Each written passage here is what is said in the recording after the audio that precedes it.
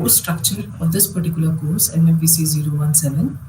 In the previous 5 sessions, we had discussed the Block 1, Introduction to Corporate Management, Block 2, Corporate Level Growth Strategy, Block 3, International Strategy, and Block 4 is related to Strategic Enablers. And so far, we have completed up to Block 3. Today, we are going to take part of Block 4, and this is going to be the last session for MMPC 017. In Block 4, as is evident here, we have 4 units, IT and strategy, which we had already commenced in the previous session last Thursday. And then we're going to discuss technology and research and development, role of technology and research development in strategic management, knowledge management in the organization, and innovation and creativity in the organization, its importance, its relevance, what are the factors which promote creativity, innovation in the organization, so on and so forth. So, okay, without losing further time, let's begin. 4 units, as I already told you, we have 4 units. We had already begun with IT and strategy in the previous session. Now we are resuming from where we had left. And if you recall, in the previous session, which was on IT and strategy, we had discussed that for organizational effectiveness and also for organizational efficiency, adequate implementation of information technology methods is very, very essential, and it helps and it influences the strategic position of the organization. That is very obvious, as is very evident nowadays. No, is there any organization which does not have any aspect of information technology which is so far untouched by information technology? I think no.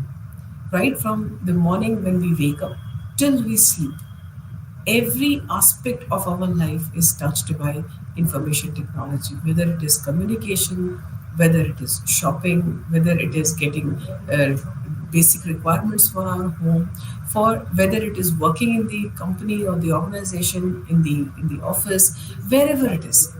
No aspect of our life nowadays remains untouched by information technology.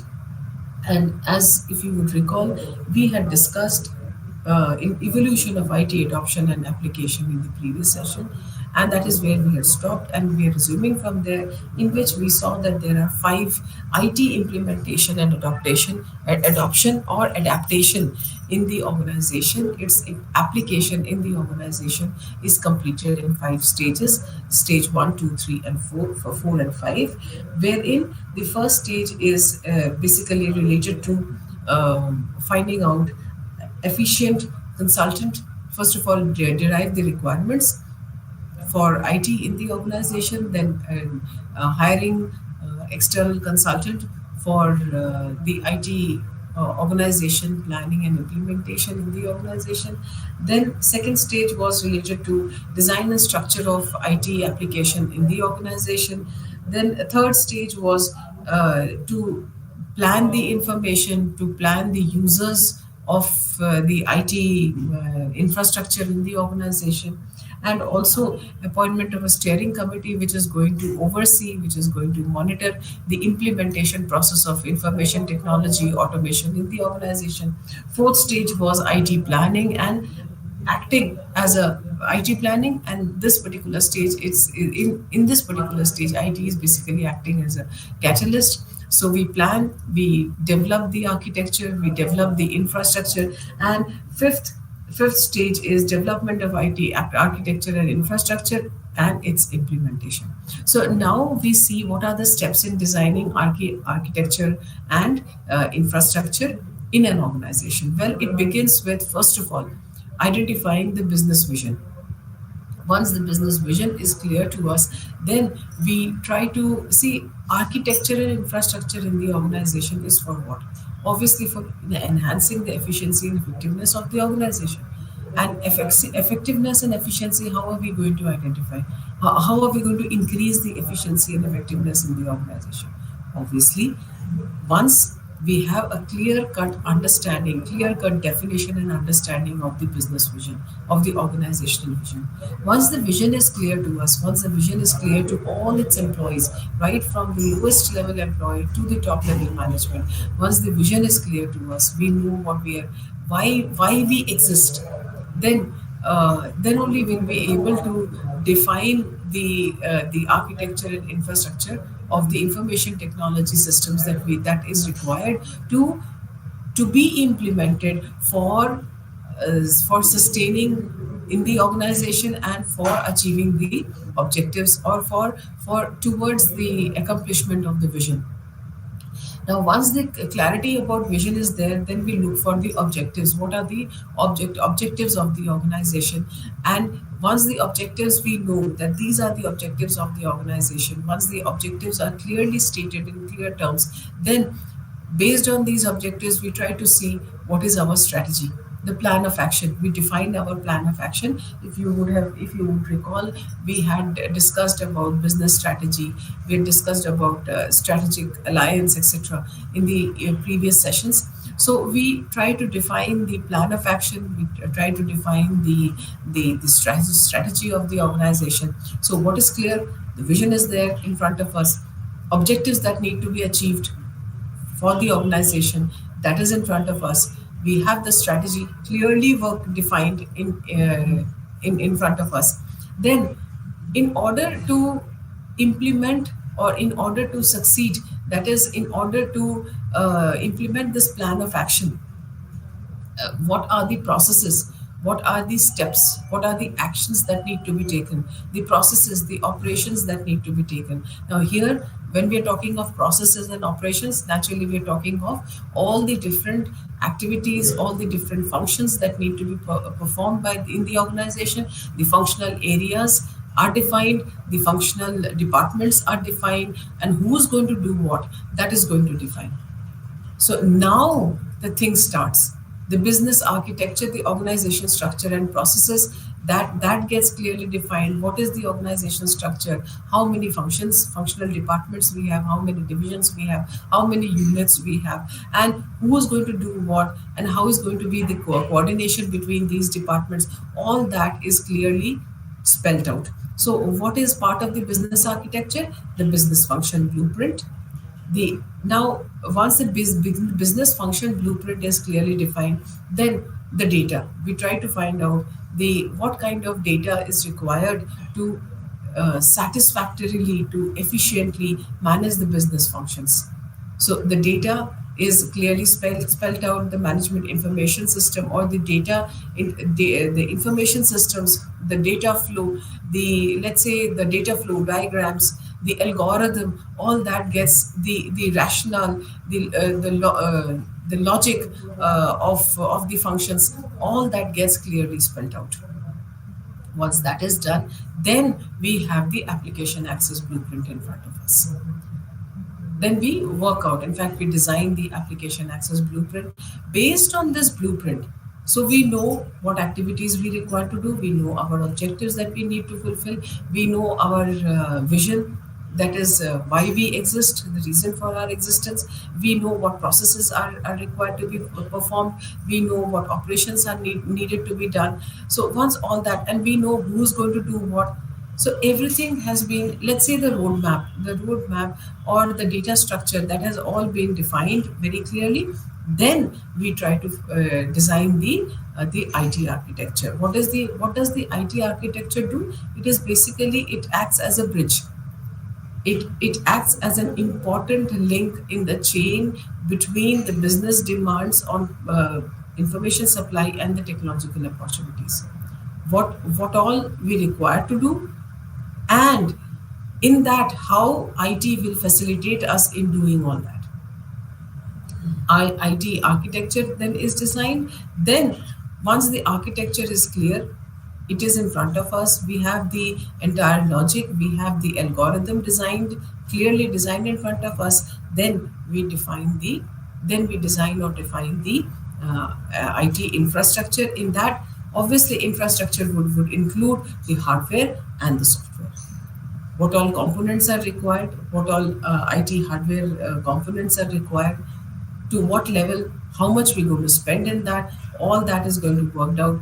And once we have a detailed listing of how many peripherals we require, how many printers we require, or what should be the configuration of the systems that we require, how many like what is the team like, how many people are working in the IT department, which will be responsible for implementing this entire IT infrastructure. So based on that, how many, like suppose how many basic systems we require, how many standalone systems we require, what networking requirements are there, what desktops are required, what how many servers are required, what should be the configuration of the servers. Once all this is finally defined, this will be the last step in the designing of IT architecture and infrastructure.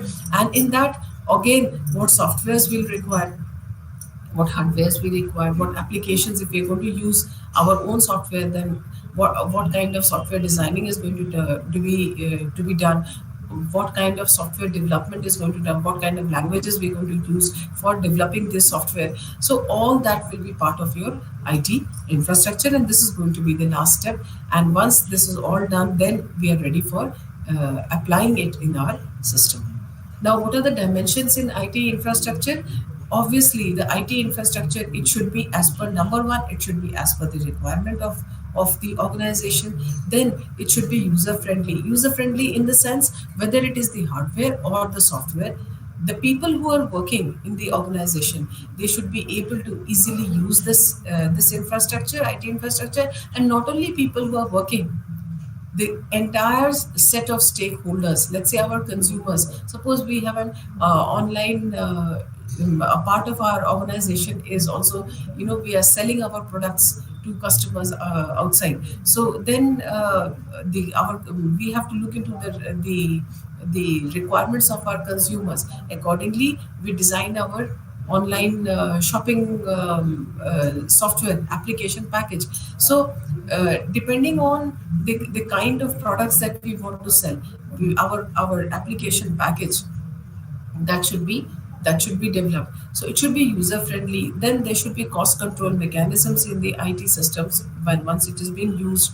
Then the hardware policy, that is, first of all, what hardware we require, and secondly, who are going to be our suppliers? Who are going to be the suppliers of our hardware?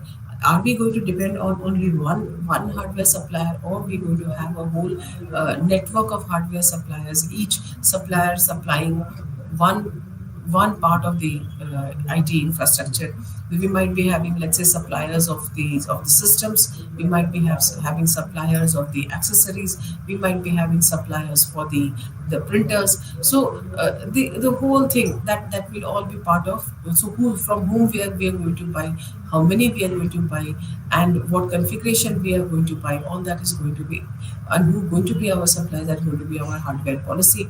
Then safeguarding the IT infrastructure. Of course, like you must be knowing nowadays, there's a lot of there's a lot of phishing going on. There's a lot of hacking going on. So our data, our whole system, including the hardware and the software and the data, the information system, that should be completely safe and secure system. It should be closed. It should be a very very closed network, so that any external entity is not able to hack into our system, is not able to corrupt our system. So what kind of safeguarding measures, what kind of let's say antiviruses are we are going to install in our system? All that will be part of our safeguard measures. Then technological feasibility. What How complex will be the system?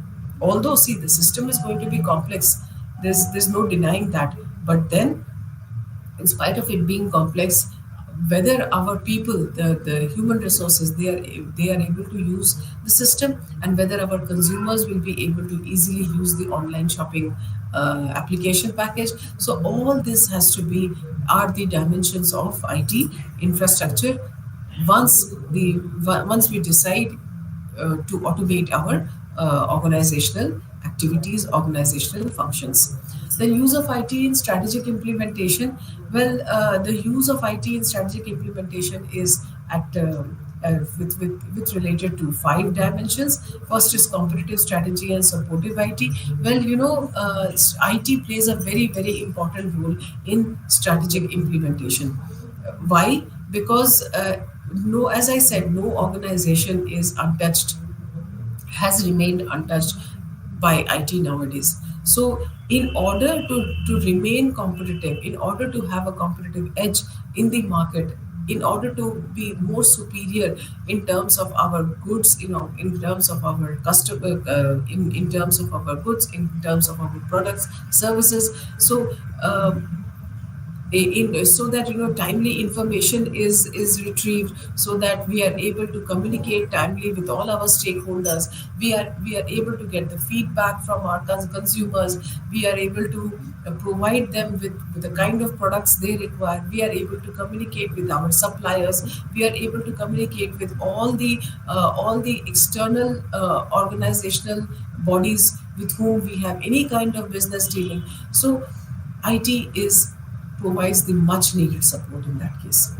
And it is very essential that a very effective information technology architecture exists in the organization. Architecture and infrastructure exists in the organization, which will not only help but also promote the organizational effectiveness and efficiency, so that we are able to kind of match the five forces given by Michael Porter towards competitive advantage. Then IT also plays a very very important role in maintaining the value chain system. It has to be, as I said, we cannot have standalone systems. Suppose there are five departments in the organization. Our information technology infrastructure should be such which does not disintegrate the system, which actually integrates, which converges the all the departments into one. It's not that that we have one application package for one function, second application package for second function, third application package for third function. Then how are these functional departments going to coordinate? And we know very well that coordination and timely communication is very essential for the success of any activity in the organization. So the IT helps us in integrating the system. Then there's also IT helps us in balancing with the external systems depending on the business strategies. So see, as I said, we are not working in a closed door organization. Our organization has to be an open organization where there is continuous interaction, there is continuous communication between the organization and all our stakeholders existing outside the organization. So IT helps us in keeping that much needed connect with all our stakeholders. Then IT also helps us in innovation. It plays a very very important role in innovation. Until unless we in the organization are not innovative, until unless we don't believe in creativity, we will not be able to sustain. And IT plays a very very important role in innovation by helping us, by enabling us to have necessary research and R&D, research and development. Then IT, nowadays we have these web based business solutions, wherein these business solutions could be business to business, or it could be business to consumers, or it could be part of e-commerce, e-marketplaces. So all these places cannot exist without information technology. They are basically, it is a boon because of the information technology. Next, we go to the next unit, that is unit 5, unit 10, that which is pertaining to technology and research and development. So at the end of this unit, you will what do you expect to understand? You will have an understanding of the importance of technology and R&D for the competitiveness of the company. Obviously, without technology nowadays, without research, without innovation, without creativity, without continuously taking feedback, continuously looking at the reviews of our products, reviews of our services from the consumers, continuously looking at the reviews or even the feedback from our suppliers, we cannot be competitive. So IT plays an important role in that. Then also you will have an understanding of the technology search strategy and challenges of technology audit. You will have an understanding of the contribution of research and development to competitive strategies of the firm, and you will also have an understanding of the steps in developing R&D strategies connected to the technological interventions in the organization. Okay, let's quickly move to technology and research and development in the organization. We see technology, technological interventions, IT, information technology, all the components of IT, the hardware, the software, all that exists. It is all there. Now it all depends on the organization. It all depends upon us who are working in the organization, how well we are able to exploit these resources and exploit these resources to the advantage of our organization. So, proper use of technology obviously enhances the competitive advantage of an organization. When we are talking of proper use of technology, means what? It will help us in coordinating, it will help us in timely communication, it will help us in placing orders to the suppliers on a day to day, on a timely basis. It will help us in getting feedback from our customers, and all this will help the organization, the company, to remain competitive in the industry. So it will help us in the more, we can say, the more awake we are, the more our ears and eyes are open, or eyes and ears are open, we remain more and more competitive. We will be in a continuous state of change, and that is basically the need of the hour nowadays, because the customers, the consumers are very, very demanding. Their requirements are changing with the changing times. So, and how do we get to know these changes? How do we get to know the change in the taste of the people? Obviously through feedback, and that feedback we can always get with technology. Helps us in getting that feedback. Now there are three types of technology: the product technology, the process technology, which tells us about the knowledge for processing or manufacturing a product. Product technology is the designing, wherein CAD and CAM comes into play. So or computerized designing techniques come into play. And then management of technology, that is the people who would actually use this technology towards achievement of the organizational objectives. So how technology is how do we decide that this particular function needs this kind of technology? So we look into our objectives, we look into what we need to achieve, and presently what we are doing. We try to identify the gap. And if there is a gap, why there is a gap? We try to find out the reasons why we are lacking behind.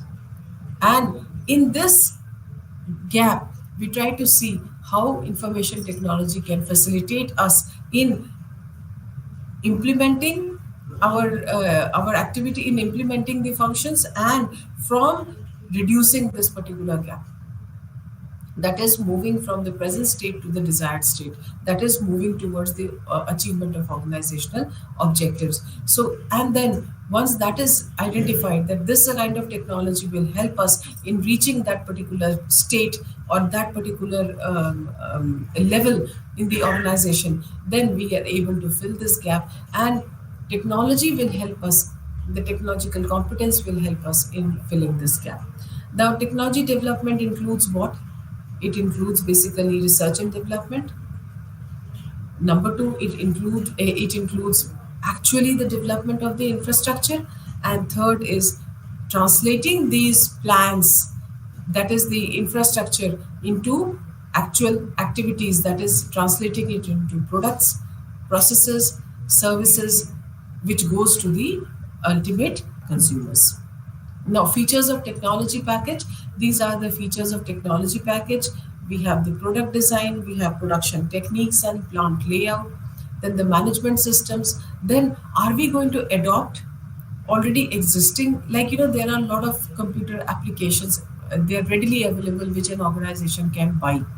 And then, once it is bought, then make basic necessary changes to that particular package to attune it to the requirements of the organization, to match it to the requirements of the organization. So either we adopt or we adapt. So and in case of adoption, we see that this particular package is there. What changes we can make in that, and then once we have made those changes, we implement that application package for achievement of our goals and objectives, for performing our day-to-day activities, for performing our functional activities in the various departments. Then there is also adaptation. We can also adapt the packages. We can absorb these packages. Then acquisition of technology, that is also a feature of technology package. Then also we, if we want, we can optimize it. We buy the software and then optimize it to the requirements of the organization. We can also improve and upgrade it. Now once we have got it, do you think the same application package will be used for the next 10 months or for the next 10 years? No, we have to continuously improve it based on the requirements of the organization. We have to continuously improve it, we need to upgrade it, because the technology keeps on changing. This is something which is changing very fast. Today, you see the mobile technologies. We have one particular kind of mobile, and within the next 3 months, an upgrade comes. Or even within the same mobile, the same technology, we keep on receiving updation of the software updation. So that is the need of the hour. So that is also a part of the feature of the technology package. Then technology evaluation. Now we're using the technology, but we also have to evaluate whether it is serving the purpose or not. Assessment, like the project, let's say technological automation or upgradation project has been implemented. Now once it has been implemented, then we have to, do we think we keep on working on it, we keep on using it? No, based on the feedback that we are getting, the review results that we are getting from our consumers, from our customers, we need to see where exactly, which are the areas where we are lagging behind, and accordingly, and how do we get to know? We get to know with the help of technology evaluation. Then the protection of technology, as I told you, we have the whole hardware system, we have the whole software system, but then until unless we don't make it a secure closed system wherein it is not prone to any kind of hacking, it is not prone to any kind of data corruption, we have to ensure that. And that is what comes under the feature of protection of technology. Then technology search strategies and technology audit, we have to continuously keep a control on the technology packages that we are using for the organization. What are the prerequisites for developing R&D strategy? First of all, the first and the foremost prerequisite, belief in R&D strategy as a problem solver. See, the top level management should be completely committed. They have to be committed, because until and unless they are not committed to the belief that the R&D strategy, that is the technology that we are going to either develop or we're going to adopt or adapt, that is going to solve our problem, that is going to help us in filling the gaps, it is going to help us in achieving the objectives. Until unless we ourselves are not comfortable, until unless we ourselves are not confident that we're going to achieve that, do you think we'll be able to instill that kind of confidence in the employees in our organization? No. So the first prerequisite is the firm belief that this particular strategy is going to help us in achieving our goals and objectives. Then we also need a dedicated group of people, dedicated staff. Like most of the organizations, they have IT department, they have computer department, they have their own software development team, they have their own software designers. So this group of employees are required to be set aside, whose exclusive function, whose exclusive work would be to do R&D in the organization. Then connecting the R&D strategic planning to R&D operations. Now there are the people, the group of people who are into the strategic planning, who are developing the plan of action, and then there are the group of people who are into operations. So these two groups, they should be synchronized. Their activities should be synchronized. There should be complete coordination between these two groups. Then there's another prerequisite, is linking the R&D efforts to strategies to customers' needs. Now, A is the customer need. R&D strategy is developing something which is catering to D. So there's complete mismatch. Then it will not work. So we have to ensure that there is complete synchronization between the customer requirements and what we are actually doing in the organization. And how we get this know this? Obviously by data collection, by collecting information in the form of feedback, reviews, ratings, etc. Then active support of senior management, this I have already told you. Stability and continuity. Again, see, the if the top level management is completely committed towards the implementation of information technology projects in the organization, towards automation of the functions of the organization, and we see that the top three out of the five people who are at the top level management, they quit the organization. Do you think your project will be successful? No, it cannot be. So the organization also has to ensure that there is continuity in the senior leadership, so that the commitment remains, and that belief, or the firm belief and the firm confidence of the lower level employees remains in the top level, remains on the top level management. Now we go to the 11th unit, that is knowledge management. Now, at the end of this unit, what you will be able to understand? You will see and you will understand the concept of knowledge management. What is knowledge management? Secondly, you would also understand the sources and types of knowledge. There is internal sources, there are external sources of knowledge. So you would be able to understand who all in the organization, or how the organization itself acts as a source of knowledge. And of course the external entities, the external stakeholders, they also act as a source of knowledge. So that also you will be able to understand. Then you will be able to understand the framework for developing knowledge management system. Like, see, we have management information systems, we have learning management systems. Similarly, nowadays there is an increasing awareness or increasing requirement in the organization to manage the knowledge.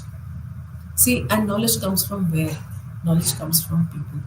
So there is a requirement for, there is a need, urgent need for managing the knowledge. There is an urgent need for managing the human resource, like we call as the intellectual capital.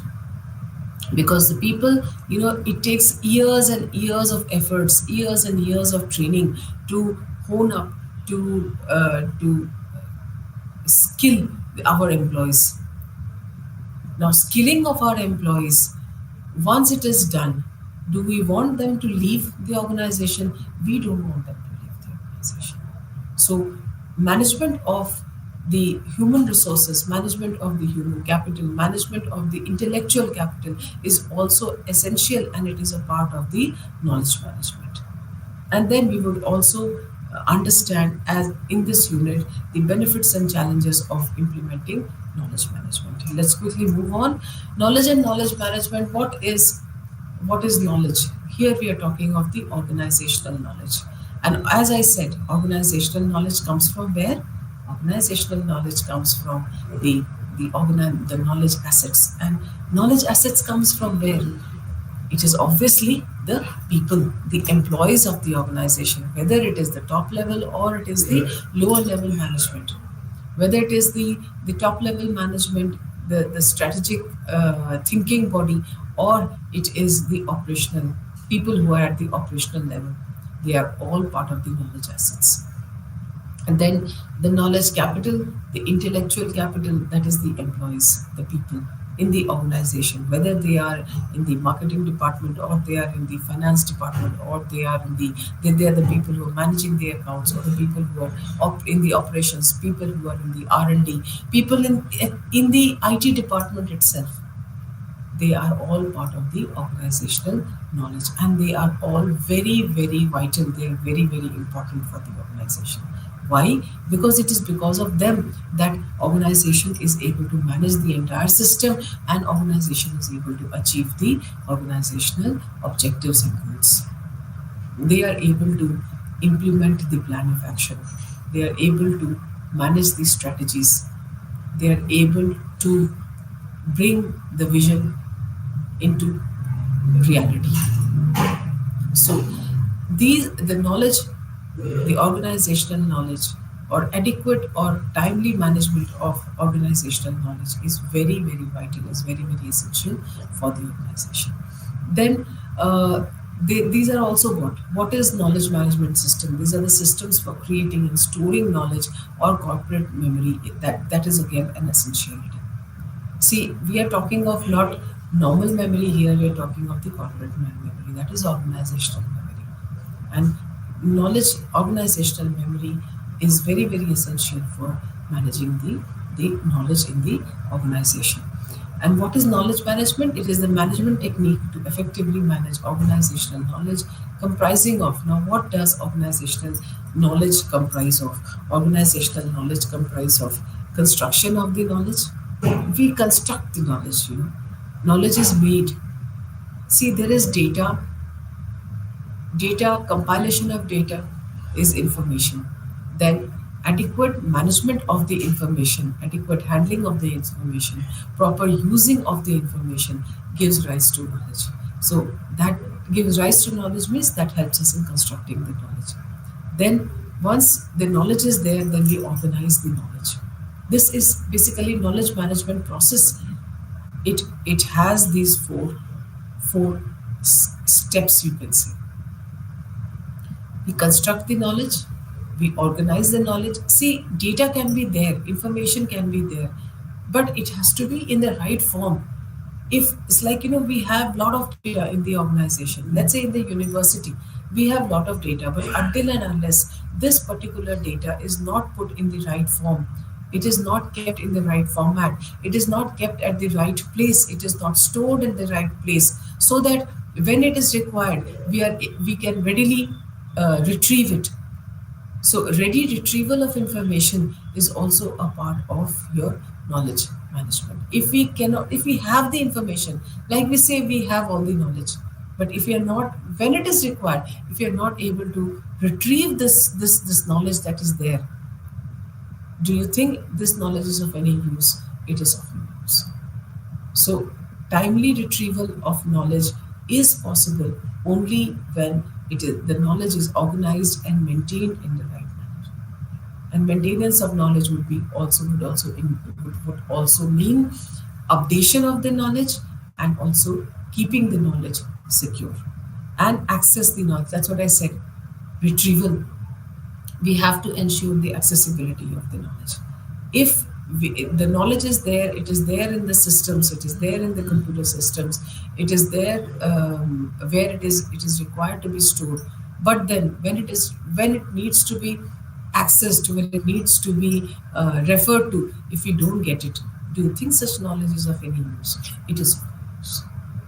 So knowledge management has got these four steps: construction of knowledge with the processing of data and information, organizing the knowledge in the structure that we need to keep it or which is of use for the organization, then maintaining the knowledge, and accessing or retrieving the knowledge whenever it is required. Now, as I said, sources of knowledge, there are two sources of knowledge: the internal source of knowledge and the external source of knowledge.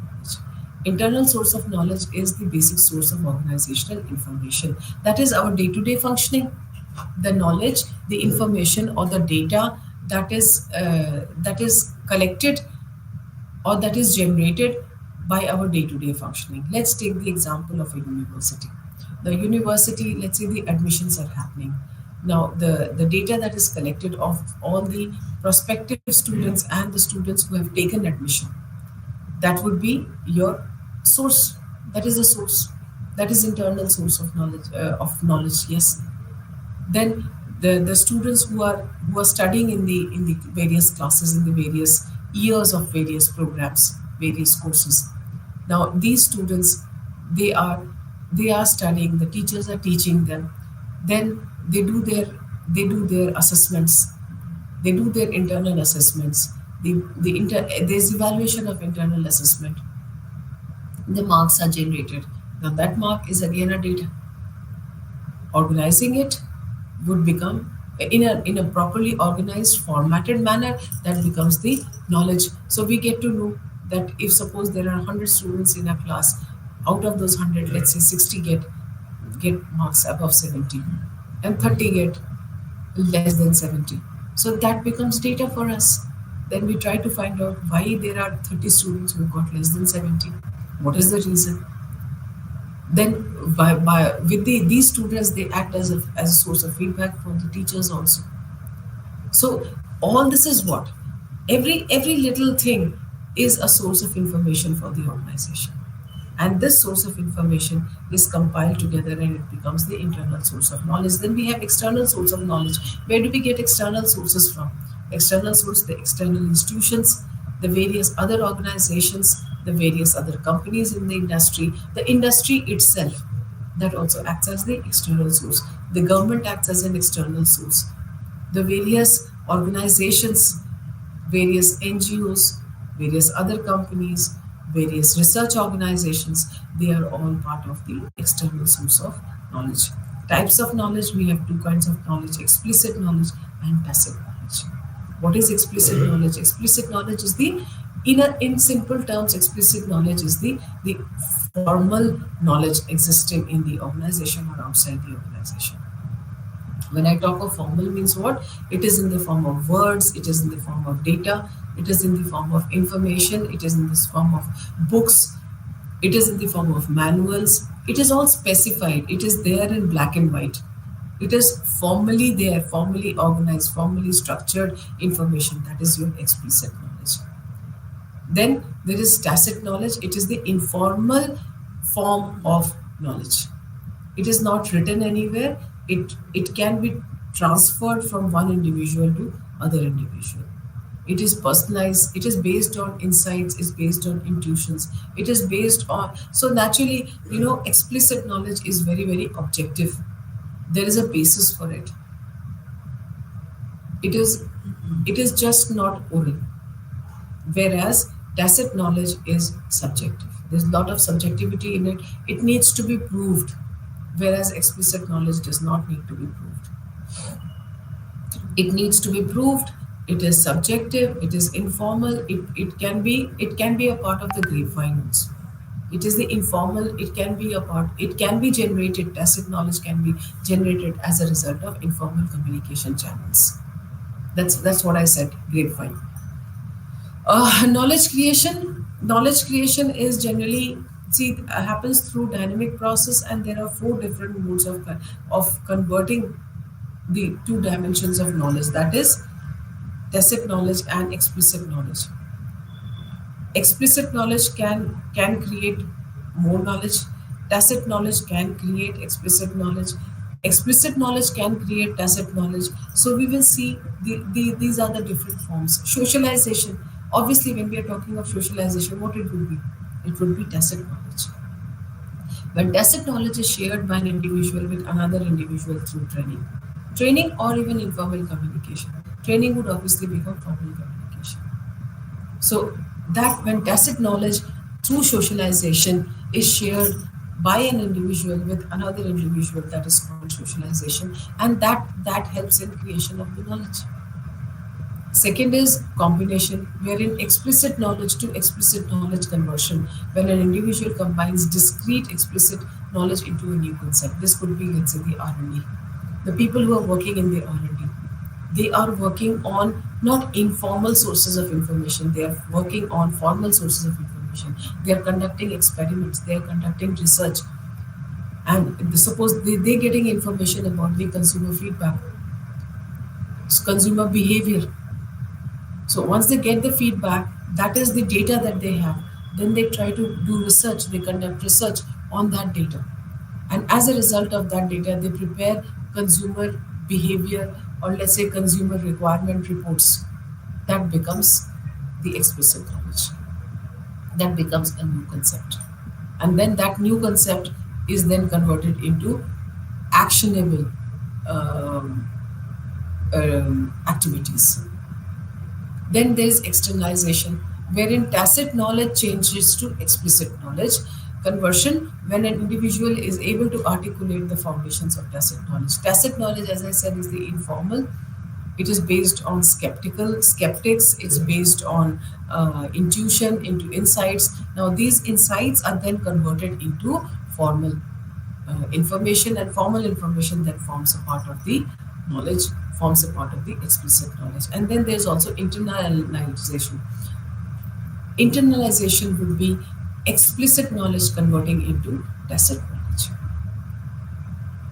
When new explicit knowledge is shared throughout the organization and used by employees in the form of tacit knowledge, that is internalization. Let's say, for example, there are the organization, a company sends 3 people for training abroad on a very, very specialized project. They get the training, they attend the training program, and then they come back. And then, see, it's not possible for the company to send 50 people for training. And why should it send 50 people for training on the same subject? Instead, what it does, it sends 3 people for training. They get trained, then they come back, and then they orient, in turn they orient the other employees, other 47 employees. So don't you think this is a process of knowledge creation, wherein it is a process of internalization of explicit knowledge to conversion of explicit knowledge to tacit knowledge. Knowledge management framework. There are 5 levels of knowledge management creation framework. The first level is creation of a strategy for knowledge management system. A strategy evolved to collect all the knowledge, information, etc. We have data, we have information. Now, how the data is going to convert it into information, and how that information is going to be organized, to be arranged in the form of knowledge management system, that is the whole step, the plan of action, that is the strategy. The creation of the strategy is the level 1. What is the second level? Second level is a technical infrastructure and knowledge resources. That is design of repository, collaboration, dissemination, hardware specification. Now see, we have the data, we have the information. Then what we try to do, we have to see how this data is to be collated. Or let's say we have data coming from 2 different sources. How this data is to be related with each other. How one data corroborates the other data. We need to process that data. It undergoes a necessary process, and then as a result of that process, we develop the infrastructure. We develop the knowledge resources. That is a level 2. The third level is grouping of all this knowledge. Now, grouping of all this knowledge from the individuals, from the groups, from the projects, from the whole corporate level. So let's say there are 5 departments, A, B, C, D, and E. So knowledge has to be collected from each one of them. It has to be grouped. And who are going to contribute in that? The employees are going to contribute in that. Then once it is done, grouping is done, it is classified, then classes of knowledge is made, then we deliver the knowledge. We actually store it and we deliver the knowledge. Wherever it is required, we make use of this knowledge. We make use of the information. And then that results into performance. Okay, benefits of knowledge management. Now, why do we need knowledge management? Why can't we just keep the data information randomly as it is? Well, it helps us in innovation, fostering innovation by free flow of ideas. It helps us in generation of ideas. It helps us in providing better customer service. As I said, part of the knowledge is the feedback that we are getting from our consumers. Very, very important feedback. How do we know that the products that we are manufacturing it as per the requirement of our consumers? It is only through feedback. It is only through reviews. It is only through surveys. We have customer surveys, right? So it is only through that we are able to collect the information, we collate it, we organize it, we transfer this to the concerned departments, and then they do further innovation on the projects or on the products. They change the products, they improve the products, and then these products are manufactured, and then it goes back to the customers again. So we are providing an improved customer service. boosting revenues by faster outreach of product and services, enhancing employee retention rate by knowledge sharing and rewarding. Now, even the employees, we say human resource development is an essential part of every development oriented organization. So, an organization where there is no timely training or even training, forget about timely training, if there is no training, if there is no development opportunities, if there is no competency enhancement of opportunities, if there is no knowledge enrichment opportunities for the employees, they become stagnant. The employees, they get trusted. So, it should be the endeavor of every organization, irrespective of the size, the nature of the functioning, irrespective of the nature and kind of organization, in every sector, every industry, it should be endeavor of every organization, the top level management of every organization, to provide continuous training, continuous development opportunities to the employees. And uh, this kind of opportunities helps in retaining the employees. See, it is also the responsibility of the top level management to see that necessary, timely, and group wise, or let's say level wise information percolates down. Not everybody requires to know everything, but need to know basis information has to go down to the employees. Then the employees will be able to, they will feel, they'll have a sense of belongingness towards the organization.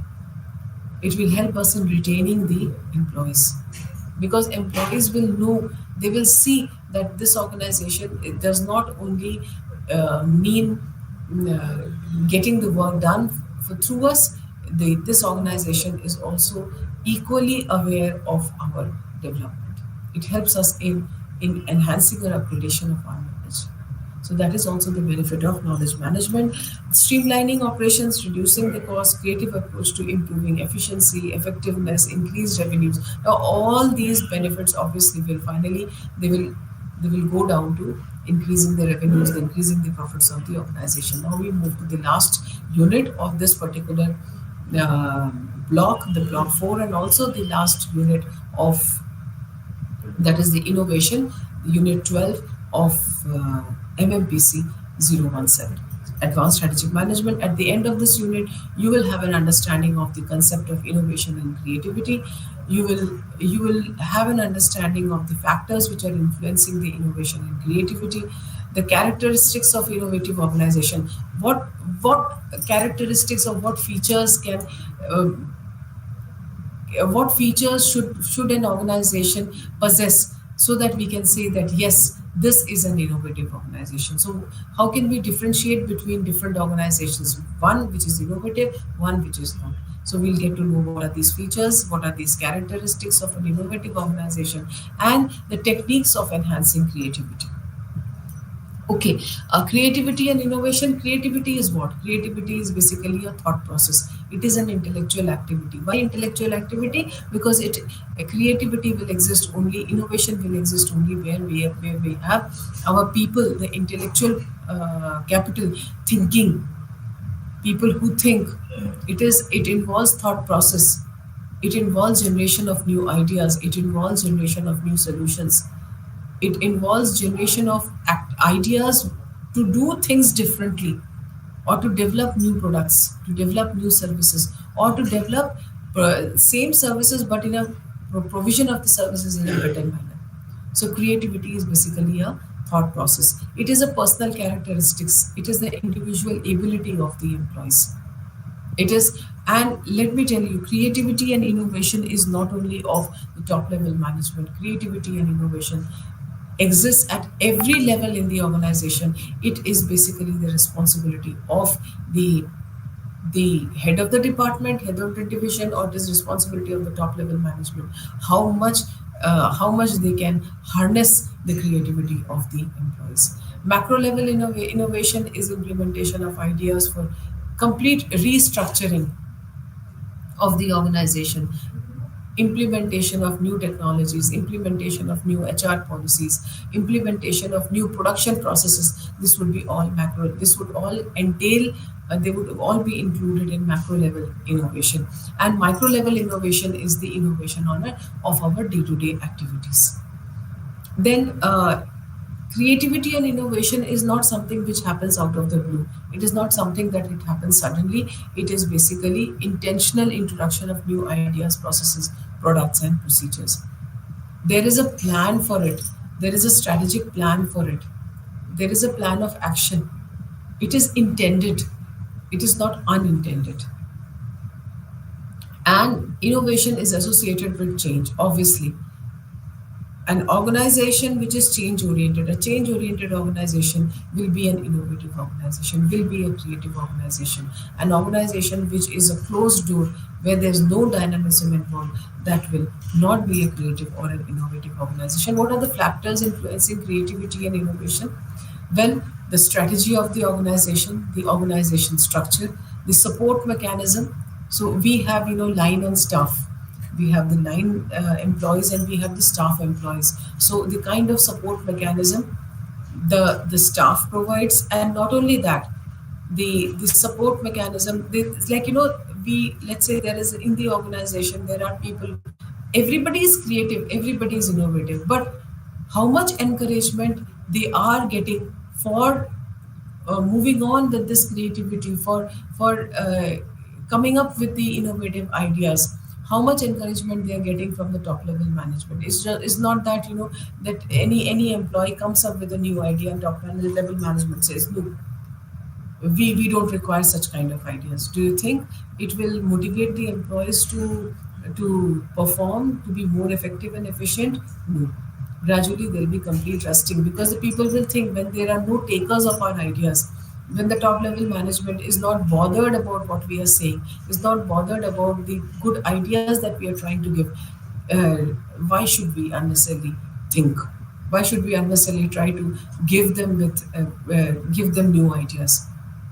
So adequate support mechanism has to be there for ensuring proper creative and innovative environment in the organization. Then the behavior of the top level management, the behavior of the seniors, the behavior should be such which is a kind of encouraging behavior, and not something that, which discourages or which dissuades the employees from coming up with the new ideas. Communication, proper communication flow is also essential for creativity and innovation in the organization. And committed leadership, not only ordinary leadership, committed leadership, a leadership which is committed towards creativity, which is committed towards innovation, which is committed towards doing things in a better manner, or which is committed towards developing new products.